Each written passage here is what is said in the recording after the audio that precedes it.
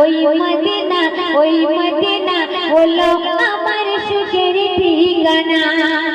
যে সুখ আছে আমার নবীর পবিত্র রওজায়, সে সুখ তুমি পাবে না খুঁজে সারা দুনিয়ায়।